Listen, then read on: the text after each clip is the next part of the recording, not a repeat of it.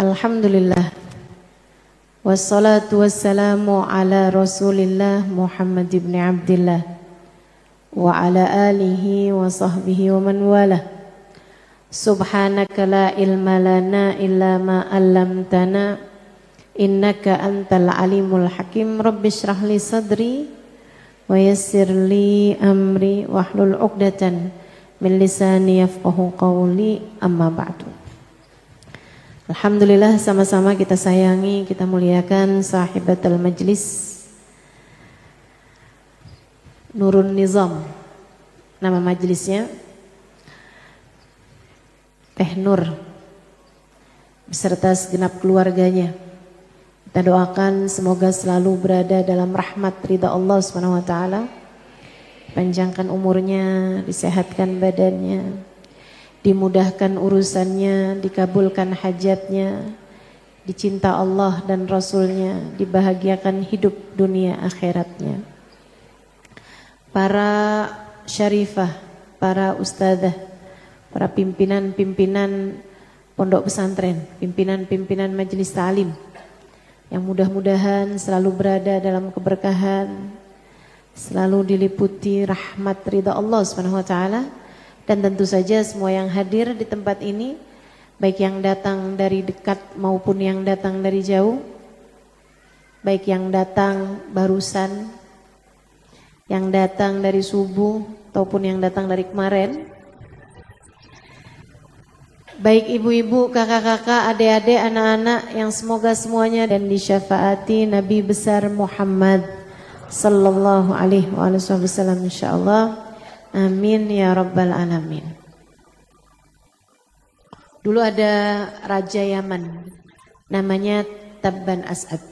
Ini saya mau cerita terkait sama hal yang sangat penting banget dalam hidup kita tuh. Saya rasa ini salah satu hal terpenting. Dulu ada Raja Yaman beratus tahun sebelum kelahiran Nabi Muhammad SAW. Namanya Tabban As'ad. Dia melakukan sebuah safari perjalanan, sebuah perjalanan antar negara. Itu biasa tuh dilakukan raja-raja pada zaman dulu maupun zaman sekarang. Pimpinan-pimpinan negara biasa mengadakan lawatan ke berbagai macam negara. Tabban As'ad bersama dengan rombongannya. Rombongannya itu ratusan orang, terdiri dari menteri-menteri, terdiri dari bawahan-bawahannya, terdiri dari ulama-ulama yang dia bawa, dan terdiri dari panglima-panglima. Ratusan orang dia bawa ini sebagai sebuah rombongan lawatan antar negara. Sebagai seorang raja dimanapun tempatnya selalu mendapatkan jamuan, selalu mendapatkan sambutan, disiapkan segala sesuatunya. Karena sebelum datang tuh kirim surat dulu kan, kirim surat dulu, diberitahu akan sampai sekitar tanggal sekian gitu. Jadi mereka semuanya yang didatangi udah punya persiapan. Dari mulai tari-tarian, suguhin makanan-makanan, bahkan gak jarang mereka tuh dipersiapkan budak-budak perempuan untuk menghibur mereka gitu. Semua negara, semua daerah kecuali Mekah. Begitu ada di Mekah, gak ada sambutan, gak ada tari-tarian, gak ada pembacaan syair-syair, puji-pujian. Bahkan gak disiapin apa-apaan, mereka sendiri harus bangun tenda, mereka sendiri harus masak, mereka sendiri harus mengusahakan perjalanan tersebut. Sebenarnya gak apa-apa, tapi sebagai seorang raja tersinggung dong. Kenapa nih?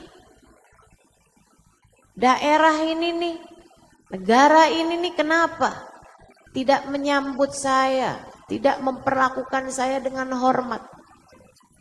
Dikumpulin para ulama-ulama yang dia bawa. yang ngerti kitab-kitab yang terdahulu, yang mengerti ajarannya Nabi Isa, yang ngerti ajarannya Nabi Musa gitu. Kumpulin. Dia bilang, kenapa saya diperlakukan seperti ini di daerah ini? Ulama tersebut menjawab, mohon maaf Tuan, karena mereka ini punya Ka'bah. Ka'bah itu adalah rumah Tuhan, rumah Allah. Karena mereka sudah diberi rumah Allah yang mereka hormati, yang mereka muliakan, dan sesuatu yang paling mulia ada di atas muka bumi ini.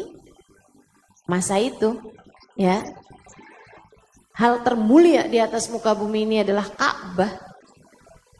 Dia bilang karenanya mereka tidak dapat menghormati yang lainnya.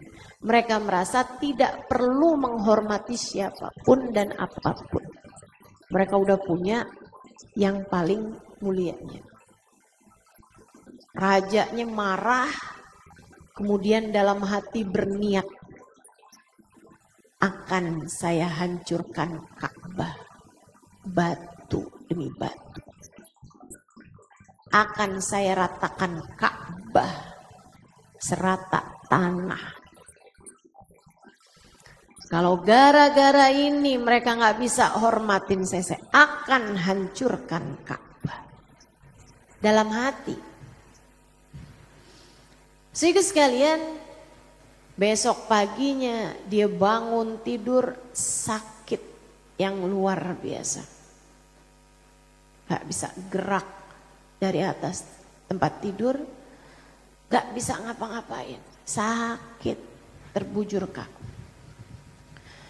Sampai akhirnya didatangkan tabib demi tabib, dipanggilkan orang-orang pintar yang mengerti ilmu-ilmu kesehatan, semuanya tuh panggilin. Dari yang herbal, dari yang kesehatan secara medis, semuanya.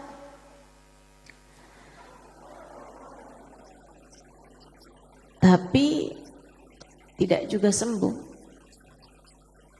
Gak sehat-sehat juga. Satu hari ada datang seorang rohib. Seorang tabib yang juga rohib.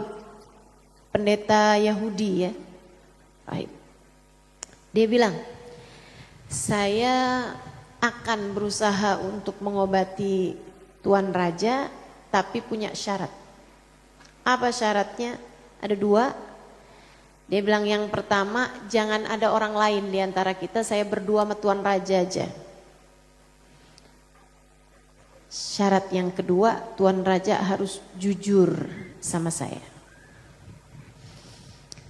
Ya namanya orang sakit udah kayak gitu, Tuan Rajanya bilang ya udah, yuk kita penuhin. Para penjaga-penjaganya sebenarnya was-was, takut tar rajanya diracun, dibunuh kan gimana gitu. Tapi dia bilang gak apa-apa, yang penting saya sehat dah. Semuanya suruh keluar. Jadi raja berdua rohib ini aja.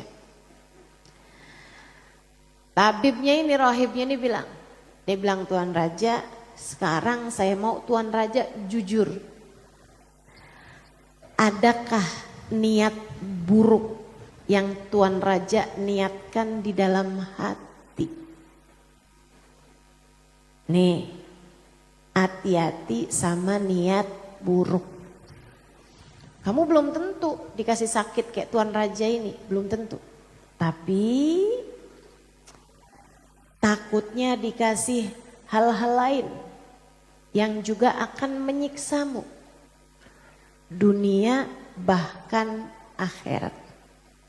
Hati-hati sama niat. Kalau suami meleng nih, nanti saya mau ambil dompetnya. Niat, nih kan.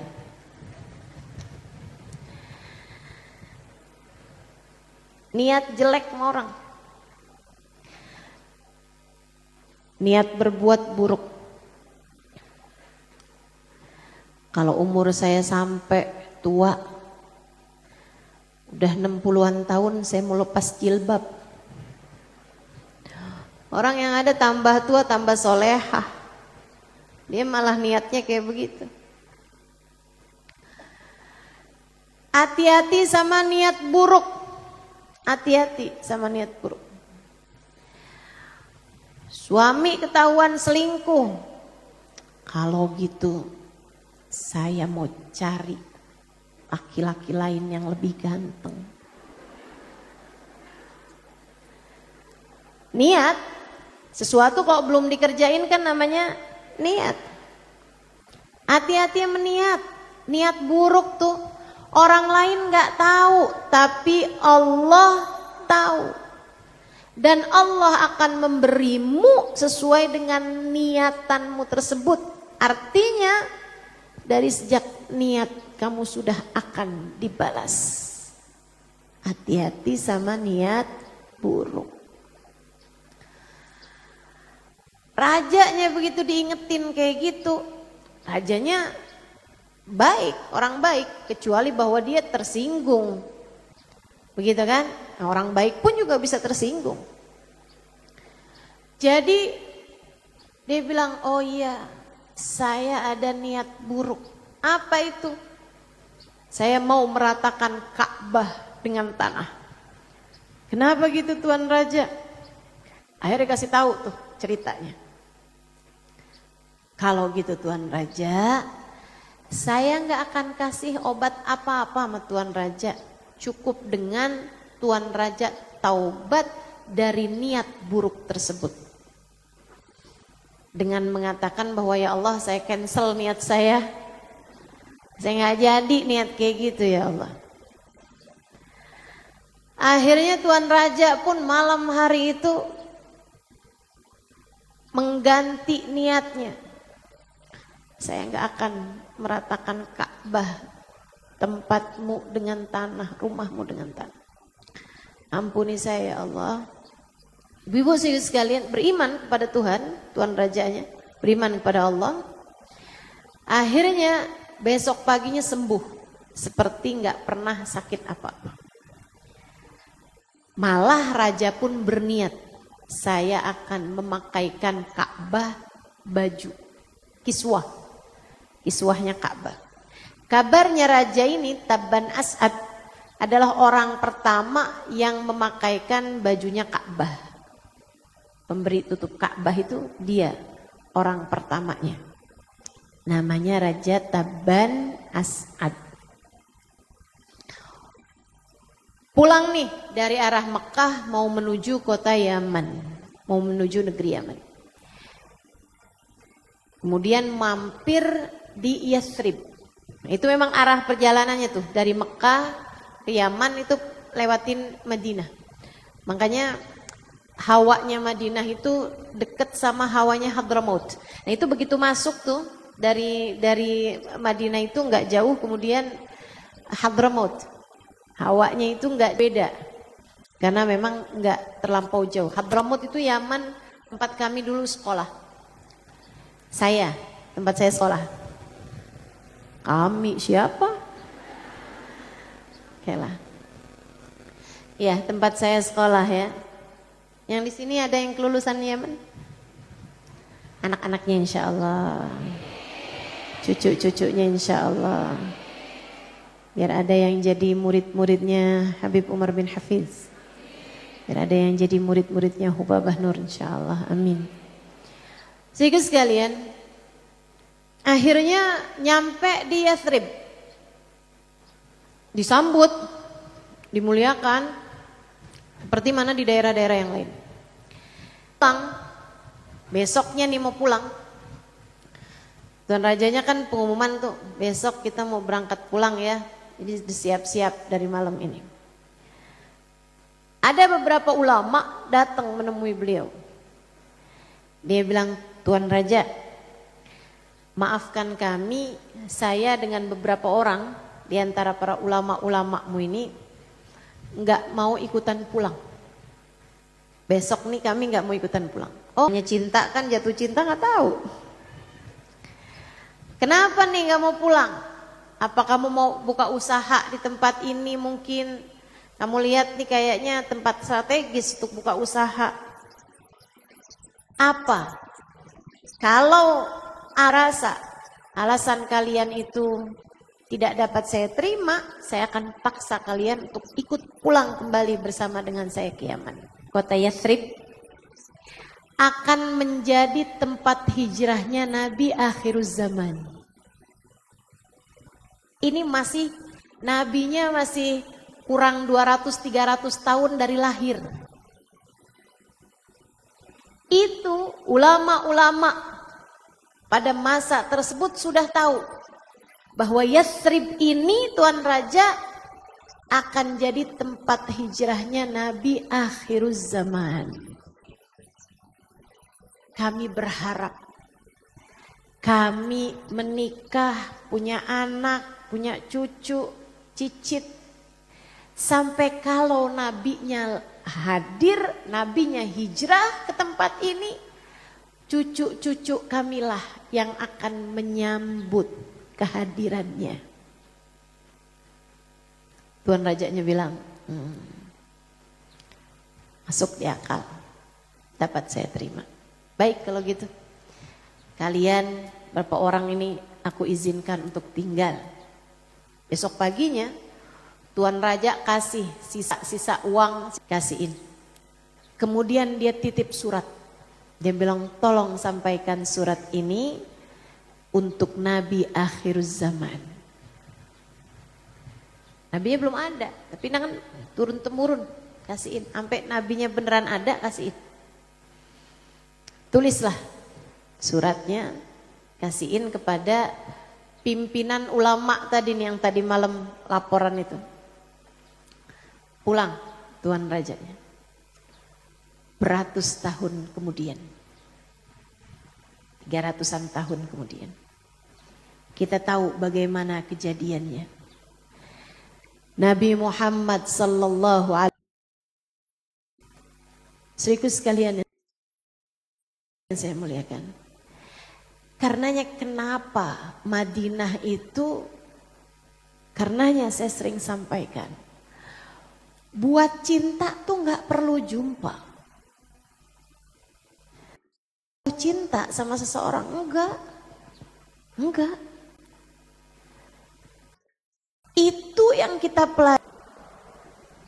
Bahkan sebelum mereka ustadz pertama, guru pertama, dai pertama, diutuskan Mus'ab bin Umair ngajarin mereka Quran, ngajarin mereka tentang Islam, ngajarin mereka tentang iman, ngajarin mereka tentang Nabi Muhammad. Rasa yang ada dalam hati Mus'ab bin Umair mengalir kepada orang-orang Yathrib, berduyun-duyun masuk ke dalam agama Islam. Sampai yang kita tahu, Nabi ketika hadir 2 tahun kemudian, Madinah sudah gegap gempita menyambut Nabi Muhammad. Kenapa? Orang Madinah itu mudah menerima Islam. Nabi Muhammad cerita hatinya lembut-lembut. Orang Madinah hatinya lembut-lembut. Kenapa orang Madinah hatinya lembut-lembut? Karena niat baik kakek-kakeknya. Niat baik orang tuanya. Ini nih yang saya sampaikan tadi. Salah satu hal penting kamu hidup di atas muka bumi ini, benerin niat. Bagusin niat. Sebab innamal a'malu binniyat. Wa innama likulli imri'in ma nawa. Sesungguhnya segala perbuatan tergantung dari niatnya. Setiap orang hanya akan diberi sesuai dengan niatnya. Niatnya pengen tinggal di Madinah buat apa? Bukan karena naksir pan, bukan karena pengen buka usaha, bukan karena pengen jadi pejabat. Rasa bahwa tempat ini yang paling baik atau melarikan diri. Habisnya saya putus cinta, jadi saya pindah aja dah ke Madinah. Enggak gitu. Orang-orang tersebut, para ulama-ulamanya Tabban As'ad, dulu mereka memutuskan untuk tinggal di Yathrib dengan harapan agar anak-anak kami menjadi ansar Rasulillah, agar anak-anak kami menjadi penolongnya Nabi Muhammad, agar anak-anak kami dapat menjadi orang-orang yang menyambut Nabi Muhammad, agar anak-anak keturunan kami nantinya, entah yang keberapa, saat Nabi Muhammadnya hijrah ke kota ini, keturunan-keturunan kamilah yang kelak akan menyambut beliau. Tuh, niatnya bagus. Jadi mereka niat hijrahnya begitu, ketika kawin juga niat kawinnya begitu. Ini nikah nih biar nanti dapat anak-anak keturunan yang nanti keturunan saya itu akan menjadi orang-orang yang nyambut Nabi Muhammad. Urusannya tentang Nabi Muhammad, niatnya tentang Nabi Muhammad, niatnya pengen jadi orang-orang yang dekat dengan Nabi Muhammad. Saudaraku sekalian, Allah kasih. Makanya kamu, kalau kamu kesian sama anak-anak kamu kesian sama cucu-cucu kamu, ini biasanya orang kesian sama cucunya lebih besar daripada kesian sama anaknya, betul? Sayang sama cucu tuh lain daripada sayang sama anak, betul? Sayangan mana anak sama cucu? Cucu.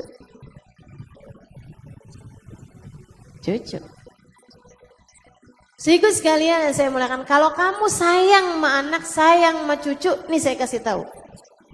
Gimana ya Ustazah, saya tuh kalau bayangin anak saya dijahatin orang, anak saya nggak jadi anak yang soleh gitu, jadi anak yang bandel. Apalagi kalau saya bayangin, ya Allah di akhirat nanti anak saya gimana nasibnya. Kamu kesian, kepengen anak kamu bisa jadi orang baik-baik, bisa jadi orang yang terjaga, nggak dijahatin orang, nggak berkumpul dengan orang-orang jahat. Kamu pengen kayak begitu, anak kamu, cucu kamu, mulai dengan bagusin niat. Niatmu yang bagus. Niat apa Ustazah? Nih kalau yang adik-adik nih masih muda-muda nih. Dek, niat kalau nanti kamu nikah, niatin nikahmu mau nyari ridha Allah, mau nyari cintanya Rasulullah. Niat saya nikah biar nanti dapat keturunan. Kalau nanti saya dapat keturunan akan saya didik biar jadi prajurit-prajuritnya Nabi Muhammad. Biar jadi orang-orang yang bela agamanya Nabi Muhammad. Kalau saya punya anak pinter-pinter, saya akan sekolahkan ilmu agama biar pada deket sama Nabi Muhammad, biar pada ngerti. Jadi umatnya Nabi Muhammad, biar bela umatnya Nabi Muhammad. Nah tuh, niat-niat bagus. Itu ngaruh ibu-ibu sekalian. Itu ngaruh. Bahkan urusan nikah, gak usah punya anak deh. Urusan nikah nih. Jangan asal ganteng dikit. Udah aku tak mampu hidup tanpamu. Lah. Baru ada laki-laki ngasih pulsa 50.000 udah ngikut aja. Ya ampun. Diajakin pacaran mau. Padahal pacarannya juga timbangan duduk-duduk di bawah pohon doang.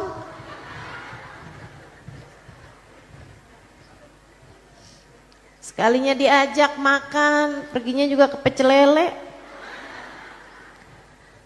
Aduh dek.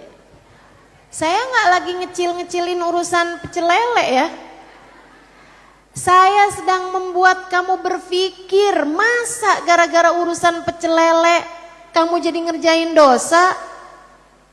Masa gara-gara urusan-urusan yang tidak seberapa kamu kehilangan harga dirimu hingga kemudian dekat dengan perzinaan? Naudzubillah min dzalik. Jangan sampai urusan yang tidak seberapa menjadikanmu jauh dari surga. Jangan sampai urusan tak seberapa menjadikanmu jauh dari baginda Nabi besar Muhammad sallallahu alaihi wasallam. Kalau nikah niatnya yang bagus. Niatnya yang bagus. Makanya nyarinya juga yang benar. Jangan asal wibawa.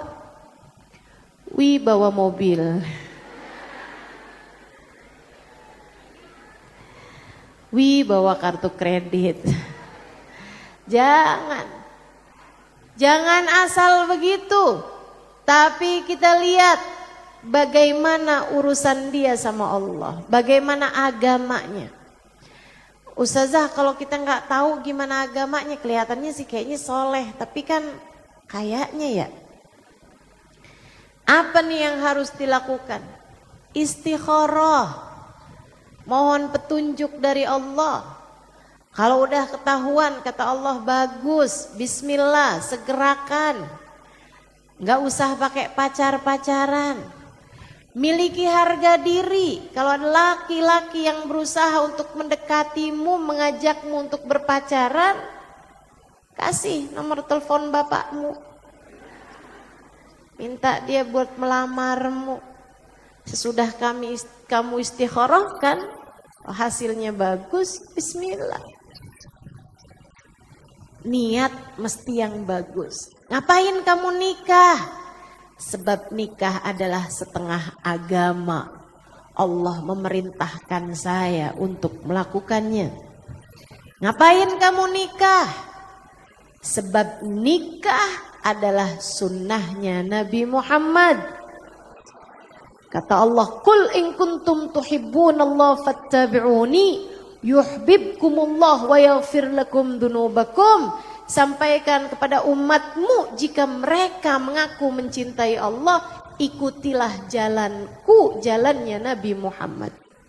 Nikah, kita nikah, hasilnya yuhibbukumullah, kamu akan dicinta oleh Allah, wa yaghfir lakum dzunubakum, dan akan diampuni segala dosa-dosa kalian oleh Allah.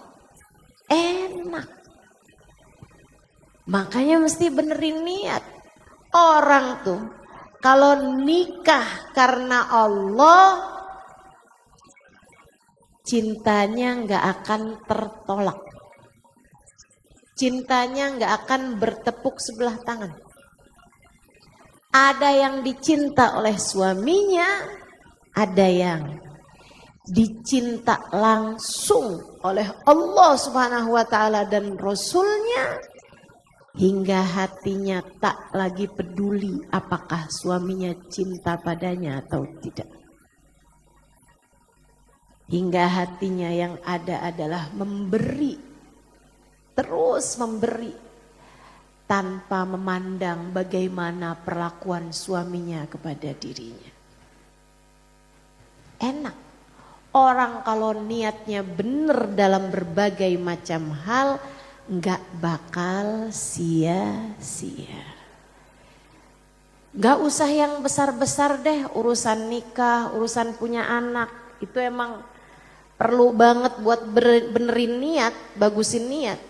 Bahkan sekedar kamu hadir di majelis ini pada pagi hari ini, coba perhatikan niatmu apa. Motivasimu yang menggerakkanmu untuk hadir di majelis ini itu apa? Pengen lihat Ustazah Halimah. Ya udah, dapatnya cuman segitu doang. Likulli imri'in manawa. Setiap orang hanya akan diberi sesuai dengan niatnya tersebut.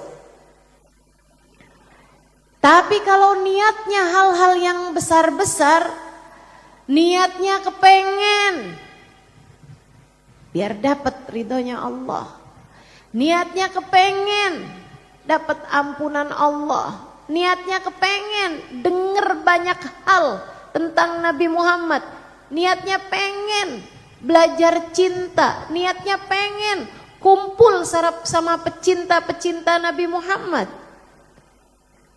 Kalau niat-niatnya itu banyak dan bagus-bagus, maka kamu akan diberi oleh Allah sesuai dengan niatmu tersebut. Ada orang niat hadirnya cuman biar saya mau cari tentengan, biar dapat souvenir misalnya, atau mau kenalan sama Sohibul Bait misalnya. Saudaraku sekalian yang saya muliakan, ya niatnya cuma segitu aja. Apalagi kalau niatnya lebih rendah daripada nganggur dah di rumah. Sekedar daripada nganggur di rumah, ya ampun, niat kecil amat Bu. Ini yang modelan beginian nih, begitu di tengah-tengahan hadir, dapat WhatsApp dari temennya. Kamu kok gak kelihatan, bukannya nemenin saya belanja di pasar? Ayo dong nih, ntar kamu saya bayarin ayam sepotong. Atau ayam seekor. Kayaknya bangun deh dari majelis. Lebih ngejar ayam daripada duduk di majelis-majelis kita. Karena memang masalahnya tergantung dari niat. Yuk bismillah, benerin niat, bagusin niat. Niat yang bagus buat apa? Lillah wali rasulih. Niat karena Allah, niat karena Rasulullah Muhammad sallallahu alaihi wasallam. Kita udah diajarin nih sama ulama-ulama dari zamannya Taban As'ad untuk meniatkan hidup mereka biar nanti anak cucu mereka menjadi orang-orang yang akan mencintai, akan menolong, akan menyambut baginda Nabi besar Muhammad sallallahu alaihi wasallam ketika beliau datang hijrah ke Yathrib. Datang Nabi Muhammad. Sebelum datang tuh udah pada latihan. Latihan tola al-badru alaina. Begitu Nabi Muhammadnya datang, tuh kan ceritanya hari itu di pertengahan atau awal-awal bulan Rabiul Awal tahun ke-13 dari kenabiannya Nabi kita Muhammad alaihissalam. Mereka tuh udah nungguin dari beberapa hari sebelumnya karena mereka dengar Nabi Muhammad tuh udah berangkat hijrah dari Mekah gitu. Biasanya kalau berangkat hijrahnya hari Senin ya kayak Selasa, Rebo datang. Mereka nggak tahu bahwa Nabi Muhammad tuh sembunyi dulu di Gua Tur 3 hari. Mereka nggak tahu bahwa Nabi Muhammad mampir dulu ke Kuba, kemudian membangun masjidnya yang pertama yaitu Masjid Kuba. Sehingga sekalian saya muliakan, jadi mereka tiap hari ini nungguin sehari, 2 hari, 3 hari, sampai lebih dari seminggu. Nabinya kok nggak datang-datang, was-was. Hati takut, gelisah. Kenapa gitu? Cinta. Jadi kalau kamu malam-malam suami kamu belum datang juga dan kamu khawatir, atau anak kamu malam-malam kok belum datang juga, kamu khawatir, itu karena kamu cinta. Ya emang mesti khawatir. Kok anak jam 12 belum datang juga ya? Nggak apa-apa dah. Enggak gitu caranya Bu, dicariin. Ya kan begitu ya? Cariin gitu. Tanyain kiranya di mana dia gitu. Orang kalau cinta ya pasti ada khawatirnya. Sehingga sekalian saya muliakan, sampai hari itu mereka tuh asalnya lagi nungguin. Begitu datang waktu zuhur, mereka mau balik nih. Mau makan, mau sholat gitu kan, mau isoma. Istirahat. Sholat makan. Mereka mau pulang, tiba-tiba ada yang teriak dari atas pohon. Inna huja. Kayaknya datang tuh kayaknya datang tuh. Orang pada balik lagi tuh. Balik lagi mereka lihat-liatin dari tempat-tempat yang tinggi. Iya benar datang. Nabi Muhammad beneran datang. Tungguin sama mereka, kan dari mulai yang kelihatan kecil tuh dari jauh, gurun-gurun pasir, sampai kemudian masuk ke gerbang kota Madinah. Berdua dengan Sayyidina Abu Bakar. Sayyidina Abu Bakar naik unta, Nabi Muhammad naik unta. Sayyidina Abu Bakar kayak ngerasa, saya kan tugasnya nganterin nih. Jadi beliau paham, nih bintangnya Nabi Muhammad, saya nggak usah ikut-ikutan ada di dekat Nabi Muhammad. Tapi kan karena orang Madinah belum pada tahu yang mana Nabi Muhammad, jadi sama Sayyidina Abu Bakar beliau tutupin tuh. Nabi Muhammadnya ditutupin pakai ridanya mukanya, tutupin dulu, baru begitu deket dengan orang-orang udah mulai masuk ke pemukiman penduduk, sama Sayyidina Abu Bakar dibuka tudungnya Nabi Muhammad, dibuka surbannya Sayyidina Abu Bakar di wajah Nabi Muhammad, sehingga mereka semuanya bisa melihat Nabi Muhammad sallallahu alaihi wasallam. Bu, ada sirrun nadrah, ada rahasia melihat dan dilihat. Karenanya saya kasih tahu, kalau di majelis jangan pakai cadar. Paham? Kenapa gitu? Kenapa kalau di majelis jangan pakai cadar? Kamu nggak tahu di majelis nih kumpulnya orang-orang soleha. Wajahmu dilihat sama seseorang di antara waliyah min auliyaillah yang ada di majelis, bisa jadi penyebab keselamatanmu sampai akhirat. Makanya jangan pakai cadar di majelis. Kalau mau pakai cadar di luar pas banyak laki-laki, gitu kan ya? Oh, ini tengah-tengah laki-laki kagak pakai cadar. Giliran di majelis pakai cadar, lah ngapain? Nah, gitu caranya. Cuman memang harus kita jagain di majelis-majelis kita, jangan ada yang foto, jangan ada yang video ke mukanya orang. Kalau misalnya fotonya dari belakang saja kelihatan belakang-belakangnya doang, itu juga kecil-kecil kepalanya, itu nggak apa-apa. Kan gitu ya? Nah, gitu. Makanya kalau ibu-ibu nanya, Ustazah kan pakai cadar, kenapa kalau ngajar nggak pernah pakai cadar? Saya pengen melihat dan dilihat. Saya kepengen, saya bisa melihat ibu-ibu semuanya, dan juga saya kepengen dilihat sama ibu-ibu semuanya. Siapa tahu nih di antara yang hadir ada waliyah min auliyaillah. Ada perempuan-perempuan yang doanya mustajab, ada perempuan-perempuan yang sangat dicinta sama Allah. Saya dapat keberkahan dari dilihat oleh perempuan-perempuan yang semacam itu. Gitu ya? Dan juga agar kita bisa saling bertatap muka. Saya bisa lihat senyum teman-teman semua yang hadir di tempat ini. Dan teman-teman juga bisa lihat senyum saya yang cukup manis ini. Gitu kan? Enak kan? Jadi jangan foto, jangan video. Ada sirrun nadrah, ada rahasia melihat dan dilihat. Para sahabat memandang wajah Nabi Muhammad. Nabi Muhammad pun memandang wajah para sahabat. Nabi Muhammad tersenyum kepada semua para sahabat yang ada di Yathrib pada waktu tersebut. Banyakannya juga emang orang-orang Mekahnya udah pada datang tuh. Muhajirin, orang-orang yang hijrah dari Mekah juga sudah pada berdatangan, sudah tinggal di sana. Nabi Muhammad tersenyum pada mereka, mereka tersenyum kepada baginda Nabi besar Muhammad sallallahu alaihi wasallam. Turun hujan rahmat dari Allah Subhanahu wa taala, jalla jalaluhu wa ta'ala azamatuh.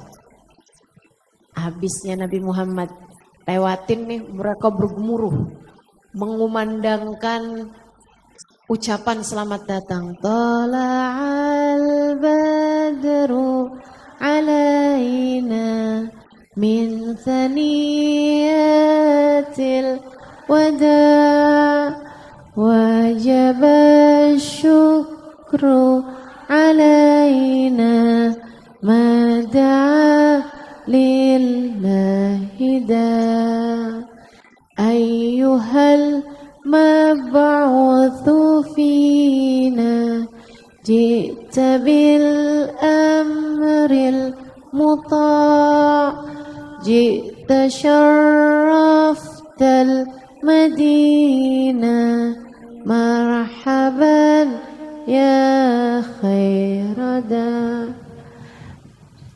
Tola al-badru alaina, purnamanya sudah terbit di atas kita. Nabi diibaratkan sebagai purnama. Min thaniyatil wada, datang dari arah bebukitan kota Mekah. Wajib syukru alaina, kita harus pandai menghargainya. Kita harus pandai mensyukurinya. Mada'a lillahi da, sebab dia akan mengajak kita menuju surga. Sebab dia akan mengajak kita menuju kebaikan. Ayyuhal mab'uthu fina, wahai yang terutus kepada kami, ji'ta bil amril muta', engkau datang dengan perkara yang akan kami patuhi. Niat lagi tuh. Nabinya baru datang, mereka udah niatnya bil amril muta'. Apapun yang kau suruh wahai Nabi Muhammad, kami akan sami'na wa ata'na. Kami akan dengar dan kami akan patuhi. Kita kalau niat mau hadir majelis juga gitu. Ya Allah, saya mau hadir majelis nih, apapun yang akan disampaikan, saya akan dengarkan dan saya akan patuhi. Nasihat-nasihat yang akan disampaikan, saya akan mematuhinya ya Allah. Jangan mikirnya, sudah Halimah nih ilmunya bisa ditanggung jawab apa enggak nih ya. Ini kira-kira ilmunya akurat apa enggak nih ya. Kok beda sama Ustadz yang enoh? Ini sebenarnya yang mana nih yang saya ikutin ya. Lah, kau udah kayak begitu tuh. Dari awal-awal udah susah tuh. Sebab Allah wa innama likulli imri'in manawa. Semua orang hanya akan diberi oleh Allah sesuai dengan niatnya. Orang-orang Madinah nih ngerti banget caranya. Baru datang aja pujiannya gitu. Ayyuhal mab'uthu fina ji'ta bil amril muta'. Engkau terutus kepada kami wahai Rasulullah dengan membawa perkara yang kami siap untuk patuhi. Ji'ta syarraftal madinah. Engkau datang memuliakan kota kami ini wahai Rasul. Ini kota kami jadi mulia dengan kedatanganmu. Jadi bercahaya dengan kedatanganmu. Marhaban ya khairada. Selamat datang wahai seindah-indah pendakwah. Seindah-indah penyeru kebaikan. Seindah-indah orang yang mengajak kami menuju Allah. Gitu. Anak kecil-kecil pada nyanyi, perempuan-perempuan pada berdendang, pada nabu-nabu rebana, laki-laki semuanya tuh pada bersenandung bersama-sama. Saat itu tentu saja belum turun ayat hijab sehingga pada kumpul semuanya. Laki, perempuan, kecil, dewasa semua. Meskipun tentu saja bahkan dari sebelum turun ayat hijab, perempuan-perempuan pada zaman tersebut sudah pandai menutup aurat-aurat mereka karena malu.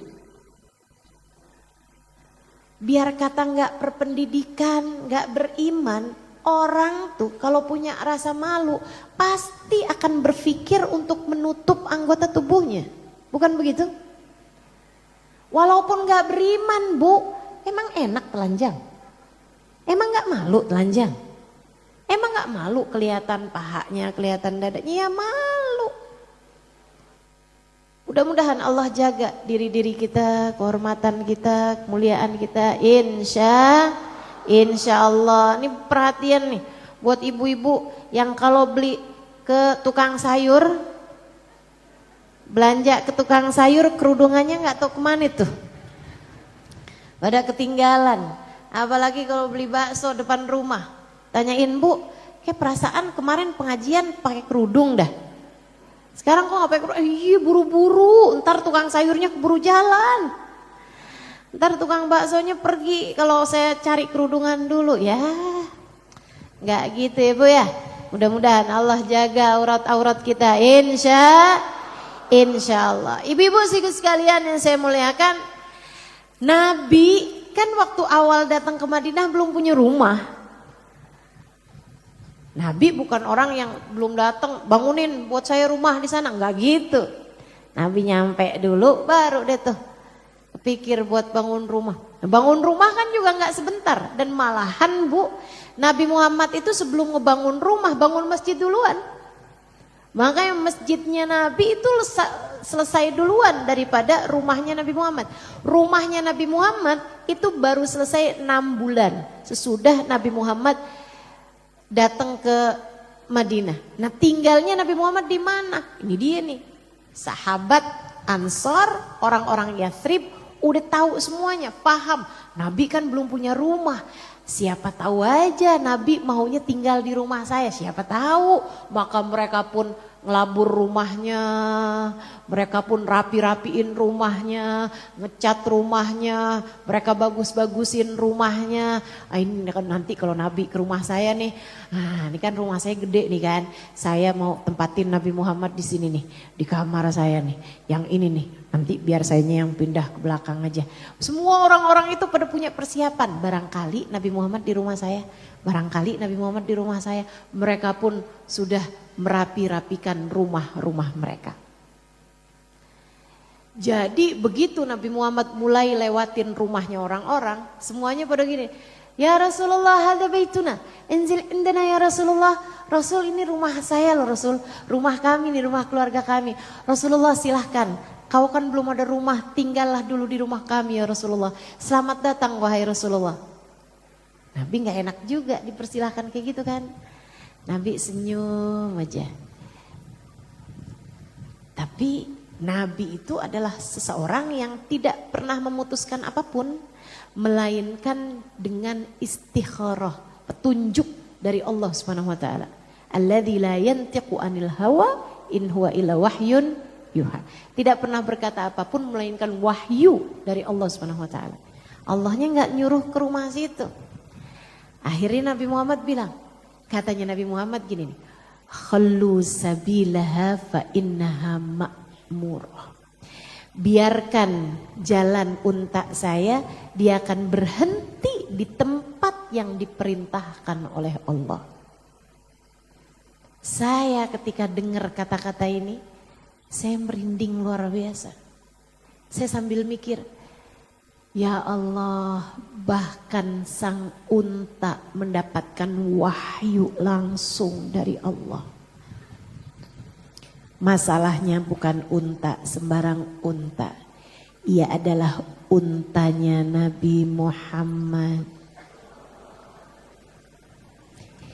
Bahkan unta dibimbing langsung oleh Allah Subhanahu wa taala.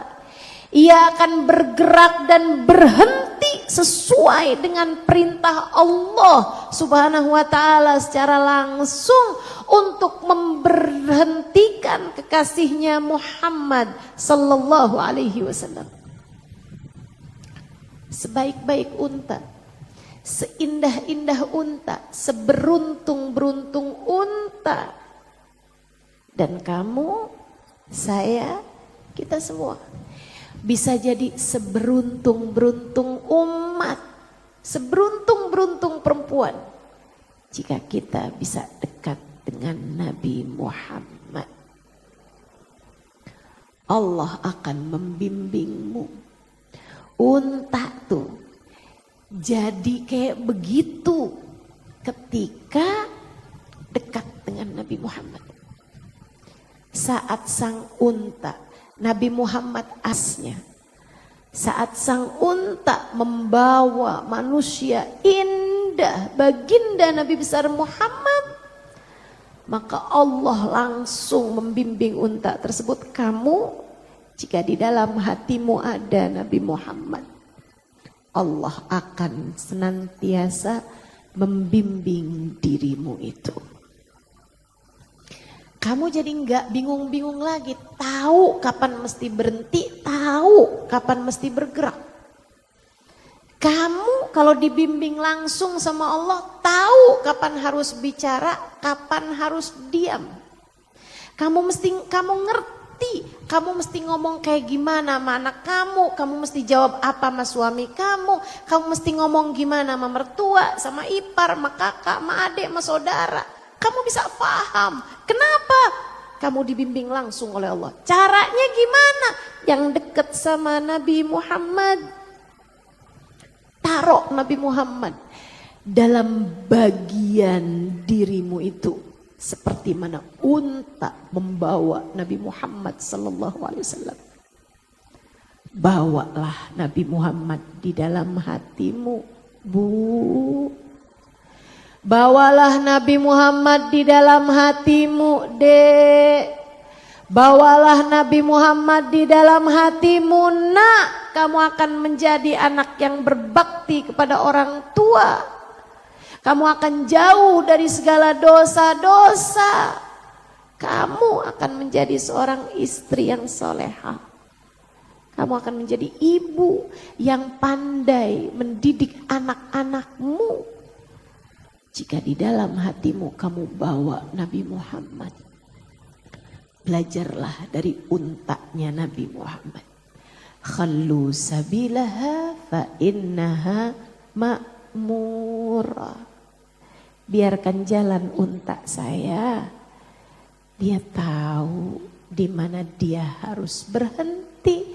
Sebab dia diperintah langsung oleh Allah. Ia dibimbing langsung oleh Allah. Sering banget kan perempuan-perempuan nanya sama saya.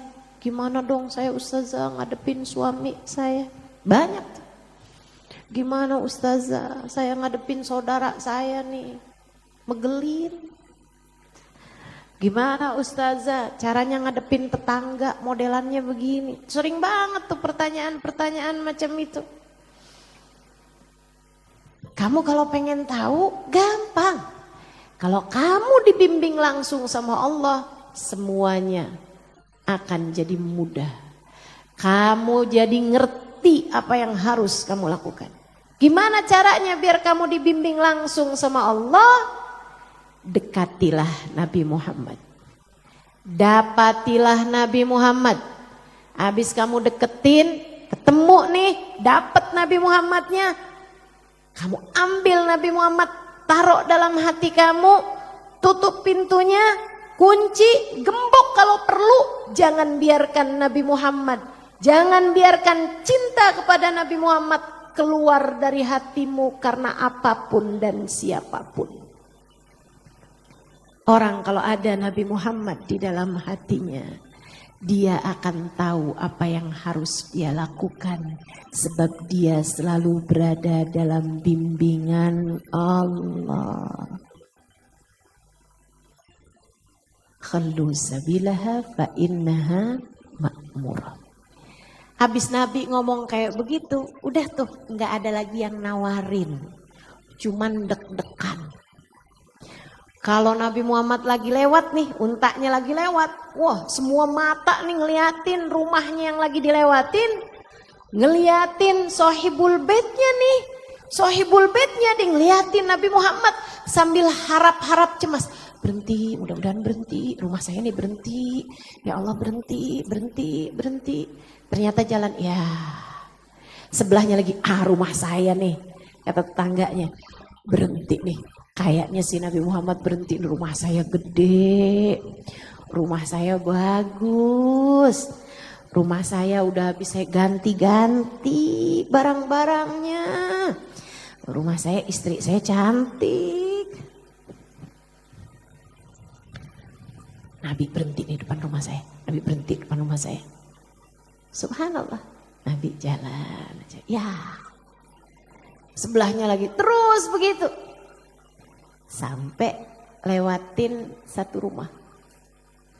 Sahibul baitnya dalam hatinya bilang, tak mungkin Nabi manusia semulia itu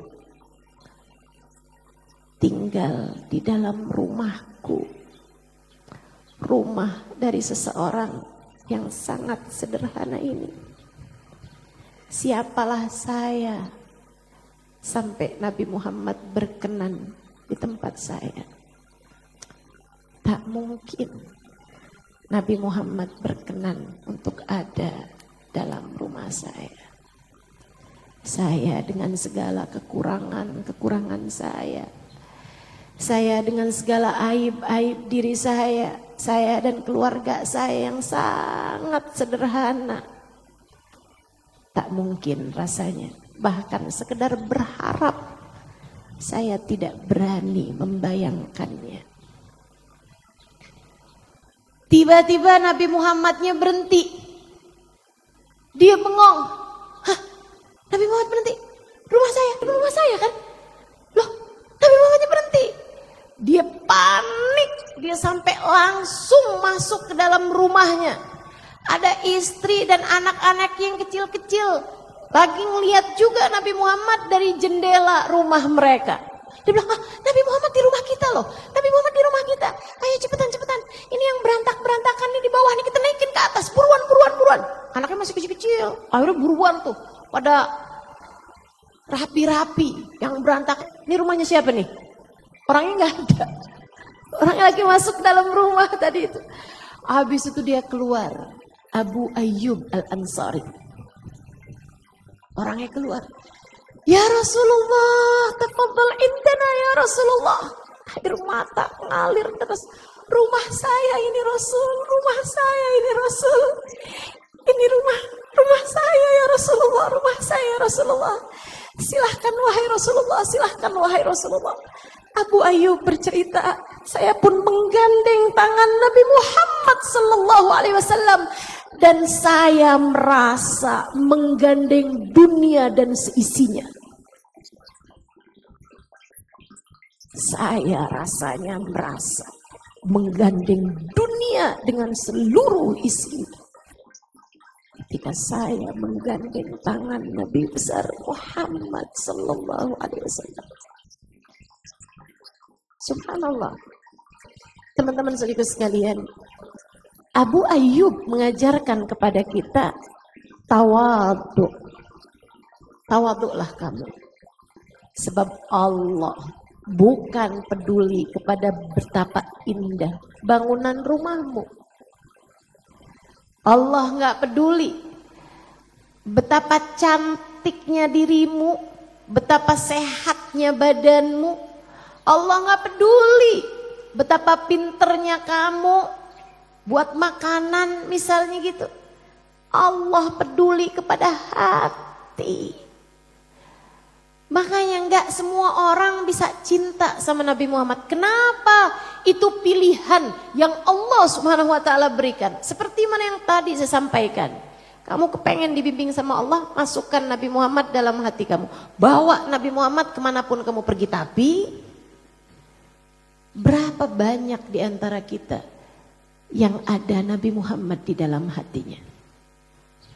Orang kayak gimana pun usaha, belum tentu. Belum tentu Allah biarkan ada Nabi Muhammad di dalam hati seseorang. Allah hanya mau hati yang tawadhu. Hati yang merasa dirinya bukan sesiapa.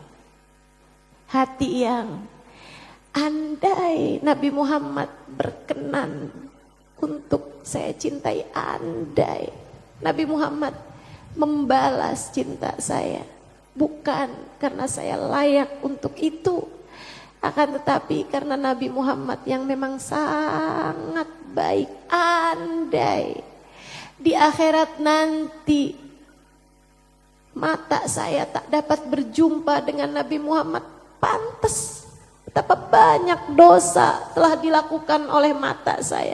Tapi andai di akhirat nanti ternyata mata saya dapat berjumpa dengan Nabi Muhammad, dapat memandang wajah Nabi Muhammad, adalah karena rahmatnya Allah, adalah karena kasih sayang Nabi Muhammad yang memang meluas kepada siapapun. Adalah karena Nabi Muhammad pernah mengatakan, syafaati li ahlil kabair min ummati, syafaatku muat bahkan untuk para pelaku dosa besar dari umatku. aku.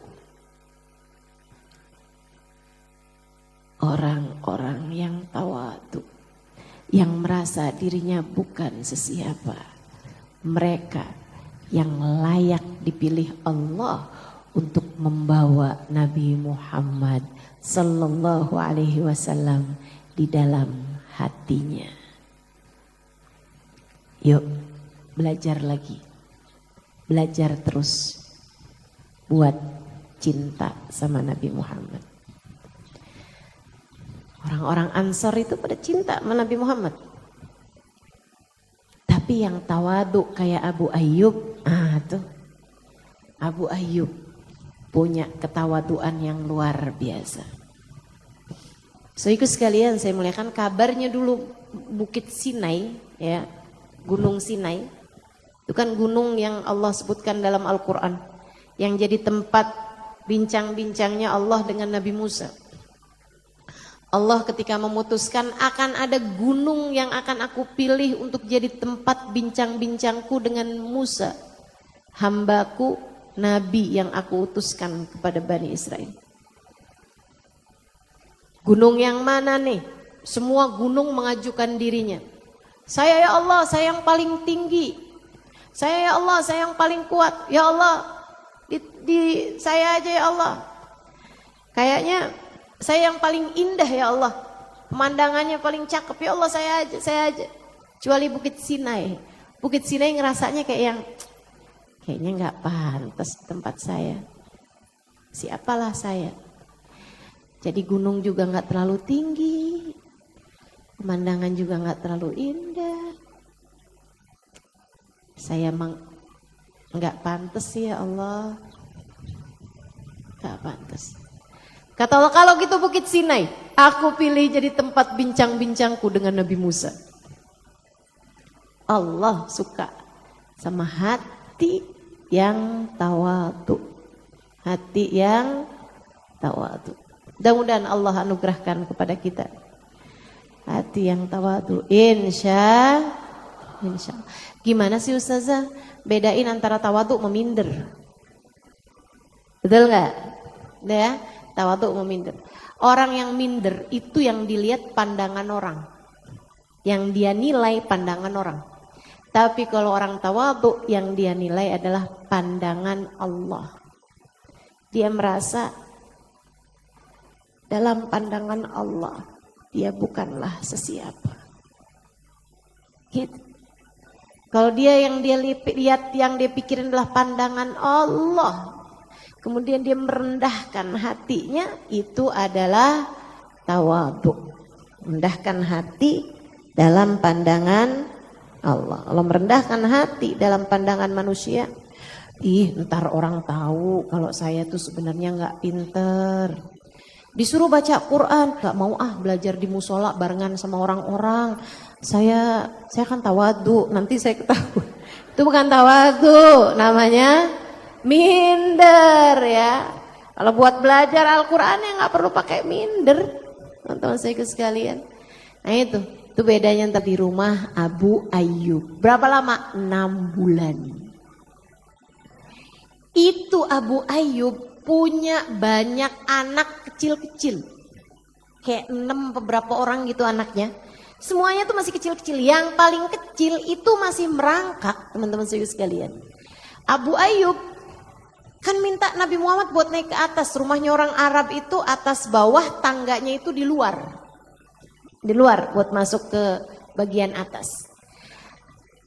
Nabi Muhammad bilang sama Abu Ayyub bilang, silahkan wahai Rasulullah di atas. Kata Nabi Muhammad, Abu Ayyub, saya ini kan baru datang. Pasti banyak orang-orang yang kepengen menjenguk, kepengen nyambang, pengen datang kepadaku. Kalau saya di atas kesian yang tua-tua susah naiknya Abu Ayyub. Apalagi, ini saya baru tahu nih, ternyata emang bener itu ya. Kita kalau udah tua-tua susah mau naik turun tangga. Betul Bu? Ini yang bangsa model duduk per 10 menit ganti posisi. Saya tahu masalahmu. Karena saya bahkan gak boleh lagi duduk di bawah nih. Masya Allah. Ibu-ibu sekalian saya muliakan, jadi yang Nabi bilangin jangan di atas dong Abu Ayyub, di bawah aja. Gitu Rasul, baiklah Rasul. Dia pun kemudian manggil anak dan istrinya. Dia bilang, ayo yang berantak-berantakan. Yang berantak-berantakan di atas, di bawah diturunkan, dinaikkan ke atas, Nabi Muhammad mau di bawah. Itu kan tadi yang dirapiin kan di atas. Tadi yang dirapiin di atas, sekarang ternyata Nabinya mau di bawah gitu kan. Waduh, gedubrakan tuh keluarga Abu Ayyub. Abu Ayyub bersama dengan keluarganya tinggal di atas. Kalian tahu apa yang Abu Ayyub lakukan? Semua tempat tidur dipinggir-pinggirin sama Abu Ayyub. Jadi yang di atas rumahnya Abu Ayyub bagian tengahnya yang kiranya di bawah itu ada Nabi Muhammad, tempat tidurnya Nabi apa semuanya di bawah gitu kan. Itu tuh sama Abu Ayyub di atasnya nggak ada apa-apa. Tempat tidurnya dipinggirin, anak-anaknya dipesenin. Kalau lewat ya nak ya, minggir aja, di pinggir. Kamu jangan sampai menghalangi wahyu yang turun. Ntar wahyu mau turun nak, Nabi Muhammad kena kamu nak, ya ampun awas hati-hati, hati-hati. Diajarkan adab kepada anak-anaknya. Dan sejak Nabi Muhammad tinggal di rumah Abu Ayyub, dari awal Nabi Muhammad tinggal di rumah Abu Ayyub kalau masak buat sekeluarga, istrinya masak buat sekeluarga, ditaruh di nampan jadi satu. Banyak tuh, karena keluarganya banyak. Itu diturunkan kepada Nabi Muhammad. Nabi Muhammad ngelihatnya, Abu Ayyub, makan saya nggak sebanyak ini. Itu makan buat kami semuanya wahai Rasulullah. Lah kok disuguhin ke saya semuanya Abu Ayyub? Makanlah yang kau mau wahai Rasulullah. Izinkan kami untuk makan dari sisa makananmu wahai Rasul. Teman-teman saudara sekalian, hati itu kalau punya cinta, hati itu kalau dalam bimbingan Allah, hati kalau punya cinta sama Nabi Muhammad akan berada dalam bimbingan Allah. Hati yang terbimbing oleh Allah tahu apa yang harus dilakukan walaupun tanpa belajar. Abu Ayyub gak nyari dalil buat nyari berkah. Abu Ayyub gak nyari apa hukumnya makan dari bekas makanan Nabi Muhammad, gak pakai. Abu Ayyub nggak pakai nyari-nyari tahu apakah ada keberkahan dalam diri Nabi Muhammad, nggak pakai teman-teman saudaraku sekalian. Nih makanya nih yang belakang-belakangan suka nyari-nyari segala-gala, cariin dalilnya. Ngapain kalian berdiri ketika kalian mengucapkan salam kepada Nabi itu bid'ah? Lah dia nggak ngerti. Kalau terus-terusin saya marah-marah nih. Masya Allah, Abu Ayyub nggak pakai ada nyari-nyari tahu, tapi hati yang terbimbing faham, makanya sampai jadi kepikiran, suguhin semuanya terus nampan gede, nabinya bingung aja. Ya udah, karena mintanya begitu dah, Nabi Muhammad makan, ambil, makan. Udah selesai Nabi Muhammad makan, Abu Ayyub, sudah selesai wahai Rasul. Sudah Abu Ayyub, boleh kami bawa? Silakan Abu Ayyub, silakan. Bawa nih, bawa anak-anaknya tuh sama istrinya semua berkumpul nih depan makanan itu. Mereka baca-baca doa dulu kan sebelum makan. Jangan makan dulu, mari kita baca doa dulu, gitu kan? Itu tuh matanya Abu Ayyub, matanya anak-anaknya udah nyari-nyari. Mana dia nih bekas tangannya Nabi Muhammad. Begitu Bismillahirrahmanirrahim, langsung tuh tangannya baginda Nabi besar Muhammad sallallahu alaihi wasallam. Radhiyallahu taala anhu. Hari pertama Nabi Muhammad nyampe di rumah Abu Ayyub malam harinya, di saat orang-orang udah pada pulang ke rumah mereka masing-masing, yang berdatangan kan nyambut Nabi Muhammad, bawain makanan, bawain ini, bawain itu, udah pada pulang semuanya nih, tinggal Abu Ayyub sama ada beberapa orang sahabat aja gitu. Di rumahnya Abu Ayyub Al-Ansari, Abu Ayyub kemudian datang kepada Nabi Muhammad menyerahkan sebuah surat. Ya Rasulullah, ini adalah surat yang dititipkan oleh ayah saya. ayah saya dari ayahnya. Surat dari Raja Tabban As'ad dititipkan kepada kami, kepada kakek kami, ulama yang enggak mau pulang ke Yaman saat Raja Tabban As'ad mengadakan lawatan ke negeri ini. Ia menitipkan surat untukmu wahai Rasulullah. Dibuka sama Nabi suratnya yang tadi tuh. Di awal tadi saya cerita. Ini yang gak nyambung nih. Yang mana sih?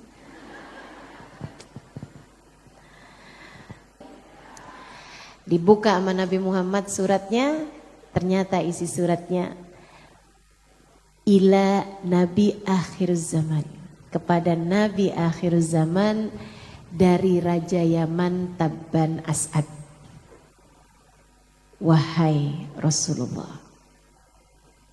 Aku denganmu tak pernah beriman kepadamu wahai Rasul. Andai aku denganmu berjumpa, andai aku hidup sezaman denganmu, pastilah aku akan menjadi kerabat atau sahabat denganmu wahai Rasulullah. Ucapannya begitu. Nabi tersenyum, digulung kembali surat tersebut. Kemudian mengatakan, innahu min ahad rufaqa'i fil jannah. Sesungguhnya Raja Tabban As'ad akan menjadi salah satu dari kawan-kawanku di surga. Insya Allah.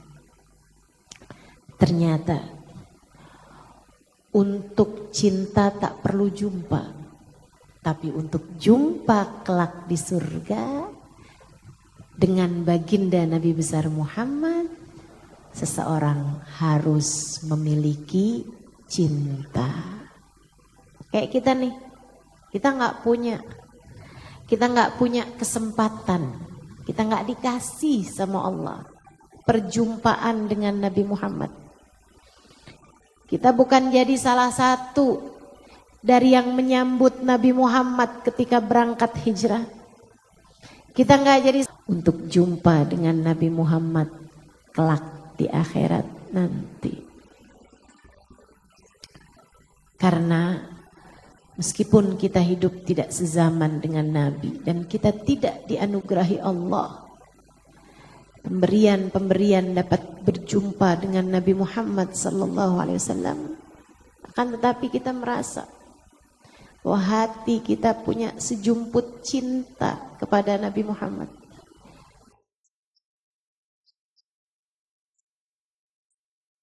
Kan dari sejak malam. Cinta yang saya rasa membuatmu meninggalkan keluarga pada pagi hari ini. Meninggalkan kegiatan-kegiatanmu pada pagi hari ini untuk bisa hadir di perayaan Maulid Nabi Muhammad sallallahu alaihi wasallam. Saya berharap cinta di dalam hati kita tidak disia-siakan oleh Allah Ta'ala. Semoga kelak di akhirat nanti kita dapat berjumpa dengan Nabi besar Muhammad sallallahu alaihi wa ala alihi wa sahbihi wasallam. Saudariku sekalian yang saya muliakan, beberapa pelajaran bisa kita ambil dari kisah yang tadi telah saya sampaikan. Yang nomor satunya, yang paling utamanya adalah benahi niat, bagusin niat. Nih mulai besok-besok nih, yang bagus niatnya, bahkan mulai sekarang nih, yang bagus niatnya, yang belum nikah, kalau nanti nikah niatnya pengen tambah dekat sama Nabi Muhammad, pengen ngikutin sunnahnya Nabi Muhammad. Besok-besok dalam segala hal, kalau pagi-pagi itu, pagi-pagi bangun tidur bis baca doanya bangun tidur, alhamdulillahilladzi ahyana ba'da ma amata sayyidina Muhammad wa ala ali sayyidina Muhammad, Allahumma shalli ala sayyidina Muhammad wa ala ali sayyidina Muhammad. Niat hatinya, ya Allah pengen jadi hambamu ya Allah yang salehah, jalanin perintah-perintahmu ya Allah. Kalau lagi baca alhamdulillahilladzi ahyana ba'da ma amatana wa ilaihi nusyur.